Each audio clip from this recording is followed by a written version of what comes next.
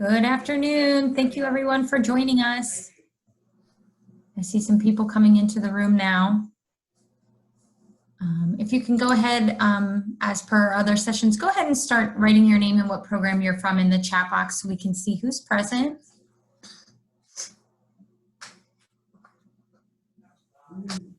Good afternoon. We'll get started promptly at 1:30. Hi, Linda.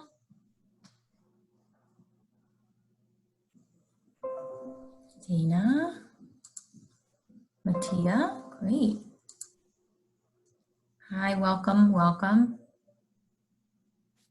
So as you guys continue to do that, my name is Gina Davis. I'm the Professional Learning Coordinator here with the Department of Labor.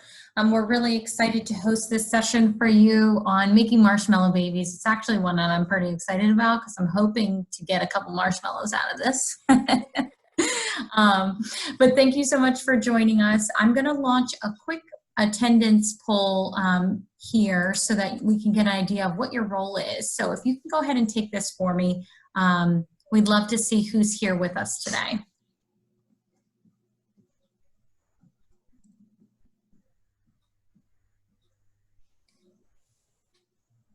Give you guys a couple more seconds here. Looks like we have some others and I see some of my teammates. So hi guys, thanks for joining us. Okay, awesome. So just to share, appropriate, we have some instructional specialists, ABE instructors, and ESL instructors, and others, which is probably our labor team. So thank you guys so much. But without further ado, I'm going to pass it over to my esteemed colleague, Ramona Kunkel, to give us some valuable information. Great, thank you, Gina. Yeah. So let me first off by saying good afternoon to everyone and thank you for joining, and especially for those in the program who are frantically trying to finish up your end of the semester paperwork and all that exciting stuff. So thank you for taking some time out of your very busy schedule. So this is called Making Marshmallow Babies, and it's really a lesson in genetics. And I love this lesson because in my experience, there are a fair number of teachers who aren't real excited about teaching science. They're okay with it, but this is a way to really kind of bring to life the concept of genetics. You know, teachers definitely need to teach the Punnett square so that students learn about dominant and recessive traits, and that's great. But this really just brings alive genetics so they can see that you can start with two parents and you can create babies that look completely different. So I'm going to walk you through the process of what this lesson looks like.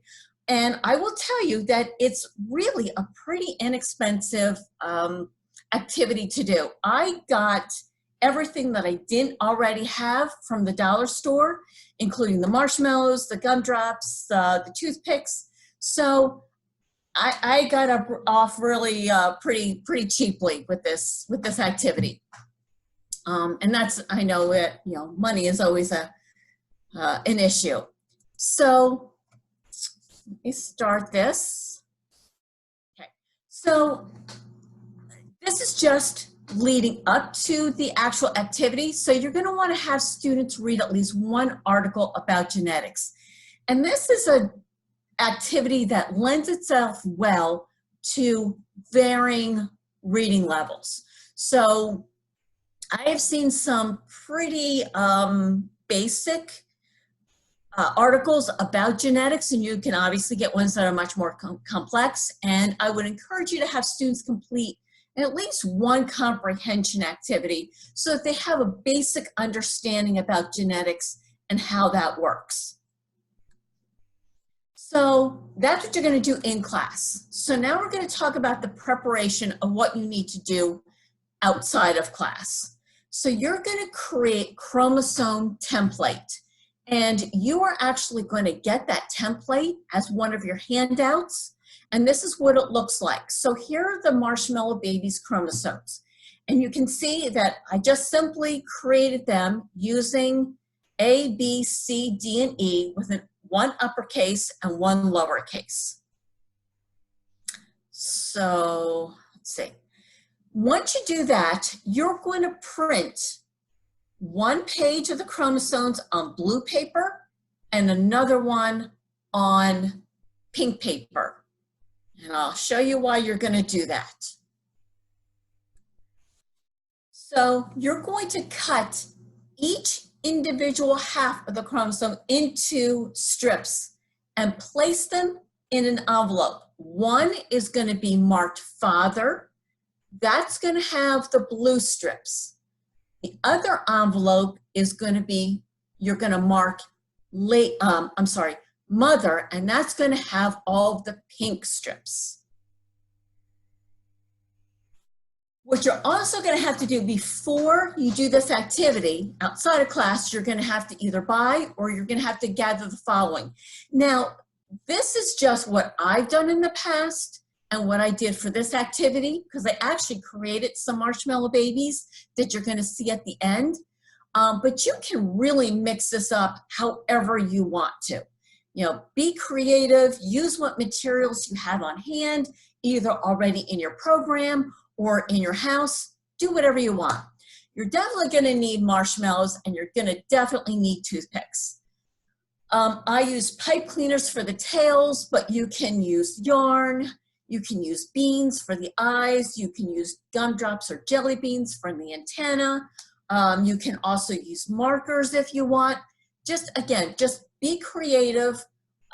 Use whatever you have on hand just to make it as easy on yourself as you possibly can. Okay, so you're going to have a Marshmallow Babies key. And we're going to see how this is going to work. But you're going to need to do this ahead of time. This is one of the preparation steps before you go to the activity. So I just created this. Now, let me, in full disclosure, I did not create this activity. I actually got this from another teacher. So I don't want it to sound like this is my geniusness, because it's not. So what I did is I created a key so that when you match up a father and a mother, if you got two uppercase A's, you would have a one body segment. If you got one uppercase and one lowercase, your baby is going to have two body segments. If you have two lowercase A's, you're going to have three body segments. And the same goes for the number of eyes, the number of legs, the tails, and I think I might be missing something on here. I think I'm missing the E. Not sure how I did that, but it looks like I did that. So anyway, what you're going to do is you're going to pair it up. So you're going to have students break into pairs.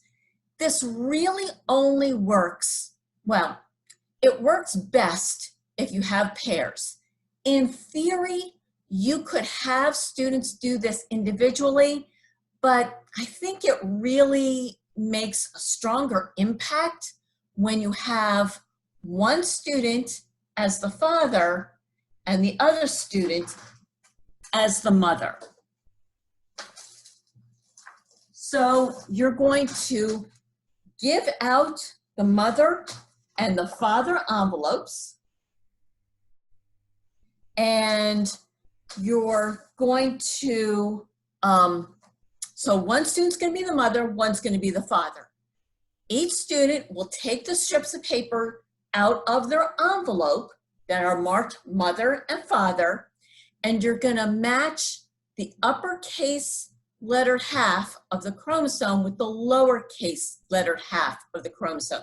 And let me show you what that's going to look like. So this is what it's going to look like. So you're going to have one student who's the father.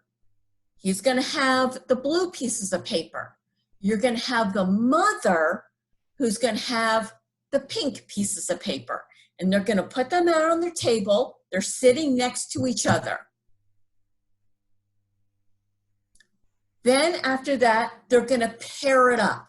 So each parent is going to contribute one of the strips of each chromosome to create their baby. So the student or parent will have one pink and one blue from each lettered pair. So for example, you might have a blue lowercase a paired up with a pink uppercase A, or a blue uppercase A paired with a pink uppercase A. It doesn't matter how they match it up. In fact, you don't want them to really think through anything. It should just be random, because really that's how genetics works. It's random. So just have randomness, and that's good. Okay, so once they do that, they're gonna use their key based on the materials available. So using the Marshmallow Babies key, students will assemble their baby. And I see where I messed up here on this, and I left off the antenna. But that is in one of your packets you are going to get as one of your handouts. So you're going to have the Marshmallow Babies key, and it will also include the letter E, which then indicates how many antennae they're going to have. So once you do that, you are then going to use this key to assemble the babies. So they've got their marshmallows, they've got markers, they've got pipe cleaners, yarn, toothpicks, they've got all the materials. And using this key and how they matched up their babies, how they matched up their chromosomes, this is what's going to dictate what their baby is going to look like. So everybody started with the same thing. Everybody started with the same pair of chromosomes. But based on how they matched up is going to determine what their babies are going to look like. So I actually did this morning, and this is what they look like. Now, they're not particularly pretty babies, but this is what they look like. So the first one here has everything on it. It has 2 eyes, it has 4 legs, it has a tail, it has 2 antennae, and it has 3 segmented bodies. And as you go through, you can see that they look different. Now this one just has two body segments, and it has only 1 eye. Poor little thing. So it can look like, whoops, it can look as complicated as this first one, all the way down to as simple as this last one. And this is just a head with a body. Because based on how the chromosomes get paired up, it could have no eyes, no legs, no tail, and no antenna. So let me just share a real quick story with you to illustrate sort of, I'll say, the power of this lesson. So back in, I'm going to say the late 1990s, Baltimore City ran a pilot program for those who were receiving temporary assistance. And it was part of their welfare to work program. And in the program where I taught, it was a group of all women, and they were probably in their late teens to early 20s. So you can imagine, so they had to be in class for, I think it was 20 hours a week, and they had to be in some sort of workforce program for another 20 hours a week in order to receive their assistance. So that was a lot of time, and you can imagine that there were some who were less than happy about having to be in our program, and they were not quiet about it. So that really required having to, make things a little bit more spunkier than what you might normally have to do. So I thought, okay, well, they definitely knew babies. And I thought, well, I'm going to try this and let's just see how it goes. So I have never seen a group of women so excited and so enthusiastic about doing a genetics lesson. And this one woman, we get done with the lesson and she says, oh my gosh, I get it. We all started with the same thing, but all of our babies look different. And that was just so inspiring because, here she was, this really pretty tough girl, and she got it. She got the whole point of the lesson, and she was so inspired and enthusiastic about this lesson. And that's where we want our students to be. We want them to be inspired and, feel good about learning and, and have fun. As I've told my teachers when I was an instructional specialist, I said, if you're not having fun, I guarantee your students aren't having fun. And, you can have fun and you can learn at the same time. They're not mutually exclusive. So if you have any questions at all, please feel free to contact me. If there's something that's not clear, I'm happy to walk you through the process, but I really encourage you to try this lesson because it really does, it gets students involved. It gets them, doing something with their hands and just doing something different that they may not normally do. Great. Thank you so much, Ramona. What a fun, quick, short little teacher tip that I feel like is also tasty. So that's really, yeah, and that's the best part. If you have marshmallows left over, you don't want them to go stale. So yeah. what the heck, and gumdrops or jelly beans, use food that you want to eat at the end. I mean, that's the real bonus here. Thank you so much for sharing, Ramona. This is so wonderful.